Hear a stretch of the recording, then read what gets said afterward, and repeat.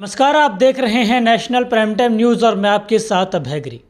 आज हमारे साथ जुड़े हुए हैं कांग्रेस के वरिष्ठ नेता हैं इकराम खान और विषय है ईदगाह। जैसा कि आपको ज्ञात होगा कि ईद को लेकर हरियाणा में माहौल गर्माता हुआ नज़र आ रहा है और ऐसे में आपने एक बयान भी सुना होगा जिसमें मुख्यमंत्री नायब सैनी ने कहा है कि ईद की छुट्टी को सरकार रद्द करने जा रही है।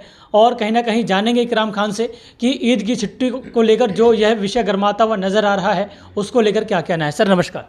नमस्कार जी। देखिए, सबसे पहले तो मैं देशवासियों को और प्रदेशवासियों को ईद की शुभकामनाएं देता हूं कि एक दिन बाद ईद है और इसके साथ साथ कल हिंदू नववर्ष का पहला दिन है। मैं उसकी भी मुबारकबाद देता हूं और नवरात्रों की भी मुबारकबाद देता हूं सभी समाज को। देखिए, ये देश हमेशा भाईचारे से चला है और भाईचारे से चलेगा। ये इस तरह के जो लोग हैं, आज नायब सिंह सैनी जी हमारे मुख्यमंत्री जी हैं, उन्होंने इस तरह जो ये फैसला लिया है कि भाई छुट्टी ना करी जाए, तो एक दुर्भाग्यपूर्ण बात है मैं जहाँ तक समझता हूँ। और इससे क्या है कि एक समाजों में दरार पैदा होती है। अब इस तरह की छुट्टी का जो मसला है वो बहाना चाहे कुछ भी लगाएं, लेकिन एक ही काम है, सिर्फ समाज में तुष्टीकरण का काम कर रहे हैं, समाज को बांटने का काम कर रहे हैं। बीजेपी का एक ही एजेंडा है हमेशा कि वो समाज को बांट के और जातिवाद को, भेदभाव को आगे बढ़ा के तभी वो सत्ता हथियाती है। जैसे ही इन्होंने हमेशा देश में भी करते हैं और प्रदेश में भी करते हैं। आज जो ईद का हमारा एक ऐसा त्यौहार है कि एक महीने तक रमज़ान का जो महीना आता है उसके बाद ईद आती है। पूरी दुनिया में ईद का सबसे बड़ा त्यौहार है। उस त्यौहार पे भी ये इस तरह की राजनीति करते हैं बहाना लगा के, तो एक दुर्भाग्यपूर्ण बात है। हमारे नेता भाई आफ्ताब जी ने विधानसभा में भी उठाया ये मुद्दा, सरकार को अवगत कराया, लेकिन सरकार अपनी हट नीति पे है और वो नहीं सुनना चाहती। वो इसी तरह करेंगे। हालात देश में ये हो रहे हैं कि इसके साथ साथ जिन लोगों की दुकान ना चल रही हो वो सिर्फ और सिर्फ मुस्लिमों को गाली देना और मुस्लिमों के खिलाफ मुद्दे उठाना ताकि उनकी दुकान चल जाए, चाहे वो नेता हैं या हमारा और समाज है। तो मैं जहाँ तक समझता हूँ ये देश को बांटने का काम हो रहा है और आने वाला समय देश को ये ऐसे गर्त में पहुँचा देंगे। ऐसे सभी समाजों को साथ अगर लेके चलेंगे तभी हमारा देश आगे बढ़ेगा। आप इस तरह किसी एक चीज़ को अलग थलग करके एक समाज को, तो देश को आप एकजुटता में नहीं पिरो सकते। ये देश के लिए अच्छा, ये शुभ संकेत नहीं है आने वाला समय में। जब आफ्ताब अहमद जी ने इस विषय को उठाया था तो नायब सैनी जी ने पलट कर जवाब भी दिया था। उन्होंने कहा था कि फाइनेंशियल ईयर खत्म होने जा रहा है और जैसे कि 31 मार्च को आपको पता ही होगा कि वित्तीय वर्ष का आखिरी दिन भी होता है, इसलिए इस कदम को उठाया गया। और उन्होंने कहा भी है कि जिस भी भाई बंधु को छुट्टी चाहिए वो ले सकता है, इसमें तो कोई आपत्ति नहीं है। देखिए उसमें क्या है कि उन्होंने एक मैसेज देना होता है, बात छुट्टी की नहीं है। फाइनेंशियल ईयर से उससे कोई फर्क नहीं पड़ता। वो एक मैसेज देना चाहते हैं कि भाई हम ये काम मुस्लिम के खिलाफ करेंगे। उन्होंने सिर्फ एक मैसेज दिया है। जो हमारे नेताओं ने विधानसभा में उठा के अपना काम करने का काम किया है, उनको समझाने का काम किया है, लेकिन वो समझ नहीं आ रही उनको। वो तो बाद में आए इस बात पे कि जी आप ऐसे कर सकते हैं। पहले तो उन्होंने बिल्कुल छुट्टी मना कर दिया था। उन्होंने उठाने के बाद इस तरह का काम किया है कि भाई नहीं ले सकते हैं छुट्टियां स्वच्छता से। लेकिन जो एक मैसेज उन्होंने देना समाज में, जो बहुसंख्यक समाज को एक मैसेज देना चाहते हैं, वो उन्होंने दे दिया कि भाई हम ईद पे भी ये काम कर सकते हैं, इनके साथ तो कुछ भी कर सकते हैं। आज देश के जो अब इस टाइम टीवी पे सिर्फ और सिर्फ वक्फ बोर्ड, हिंदू मुस्लिम, मीट की दुकानें बंद होनी, सिर्फ और ये देश इतने दिन से पहले भी चल रहा है।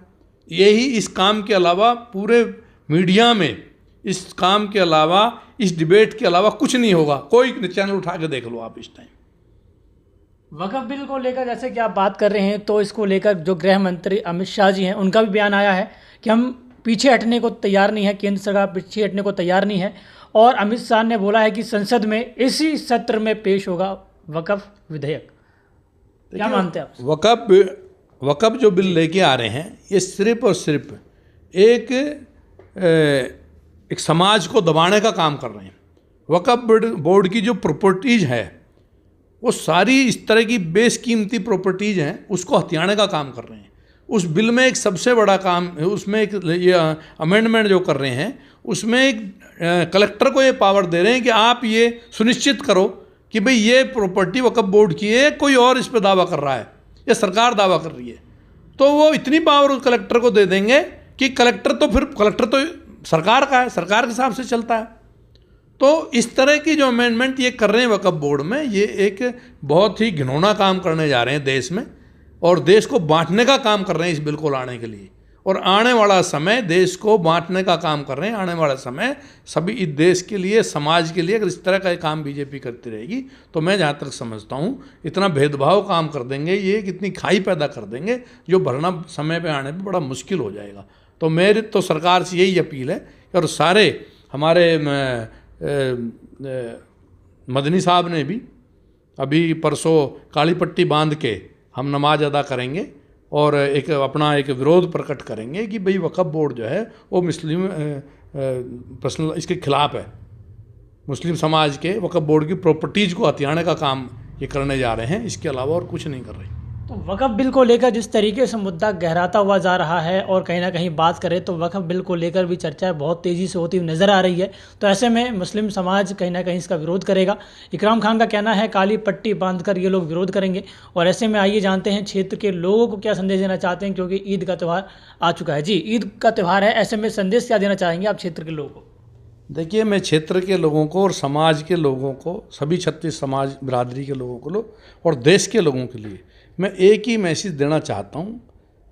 ये देश एक भाईचारे से चलता आया है और चलता रहेगा।